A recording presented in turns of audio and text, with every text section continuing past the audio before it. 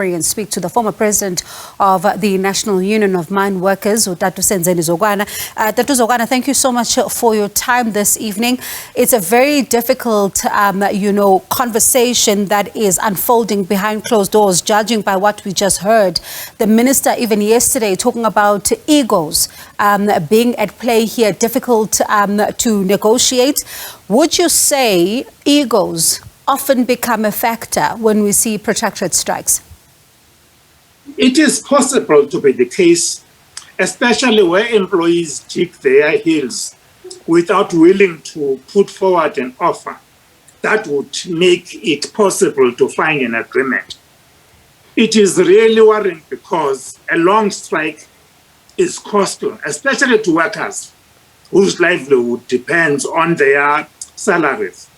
Employers may have planned to engage and not move, hoping that workers will be willing to go back to work without achieving their goals. But it's not good for industrial relations and the future of the mining industry. Now, Zokwana, you talk about the difficulties for the workers because we do know they also have the multiple dependents, who are depending on them. But at the same time, the mining companies themselves do have stockpiles, but they also do run out of that because they do hope that by the time they may have the workers back before they run out of stockpiles. Talk to us about the reality then of these stockpiles that are diminishing on a daily basis and what that means then for the mining companies. It is possible, as I'm saying, that when a company takes a stand not to be willing to meet the demands of the workers halfway, and because they are mining in a number of other commodities, they may be willing to take the strike longer, hoping that workers will go back to work, which is not good for the long-term basis of the company and the good industrial relations. So, Zokwana, how much of a factor then are some of the outside developments that we see? For example, I ask you, in this particular strike, we saw reports, of that 300 million rand salary package by the CEO and some of the salaries of the executives as well, juxtaposing that with what the workers are asking for. How much of that becomes at play when the parties are sitting on the bargaining table?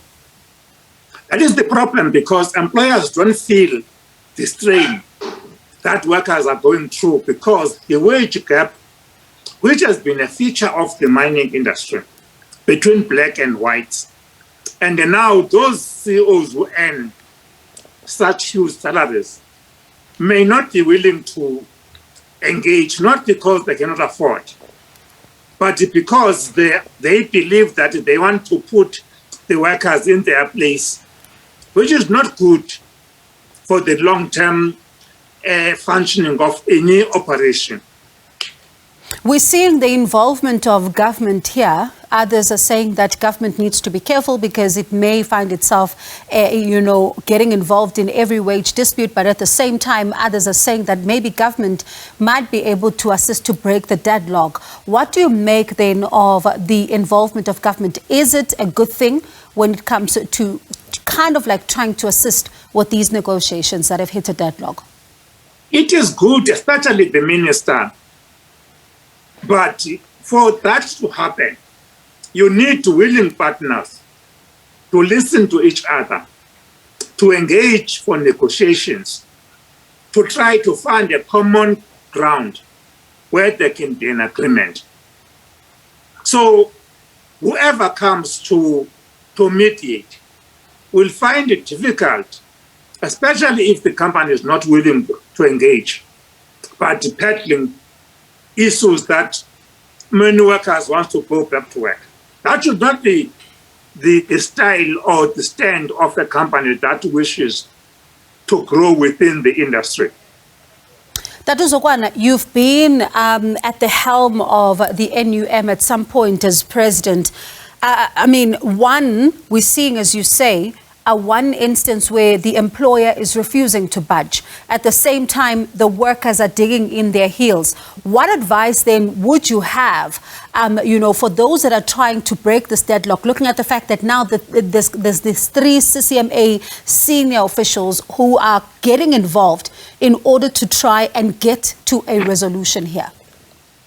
I would expect the company to come with an offer which is meant to be a strike breaker, so that as they engage, they start from somewhere with the view of finding each other, not necessarily the 1,000, but an offer that is sound enough to be sellable. Because these shopkeepers don't negotiate for themselves. They have a mandate from their members. And given the cost of life as we speak now, transport, is very expensive. Food is very expensive. So these mine workers are not going on strike because they like to strike. It is the conditions under which they live which make them to go. But if the company were to be advised to come with an offer around which they can, even the best of mediators would need something to base the discussions on. So given the union saying 800, that the is company saying, yes, Dr. Zokwana, pardon me, please allow me to come in there. I'm listening to what you're saying. Then there's now talk of a secondary strike, a possible secondary strike, which could see some of the sectors getting involved. This could hurt the industry, would it not?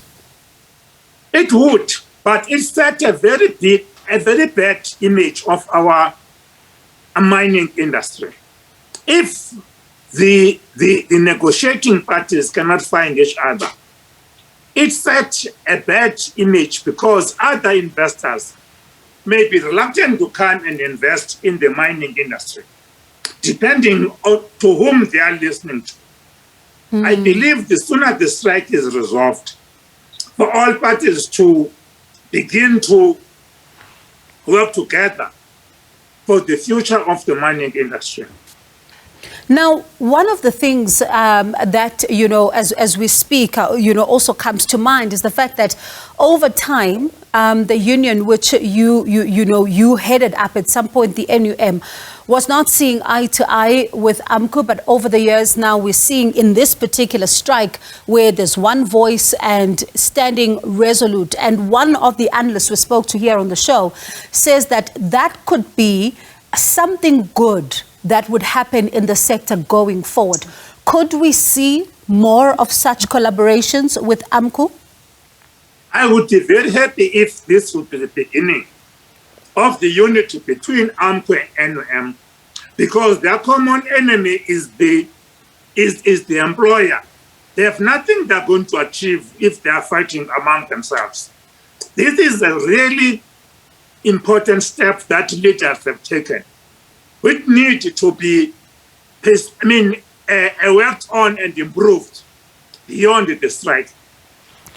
So are you then, in another matter, should they reach an agreement in this particular strike, do you then think that signing multi-year agreements could be able to assist the industry, or does that lock the unions in an agreement that they may not want to be part of, next year, or even the employer?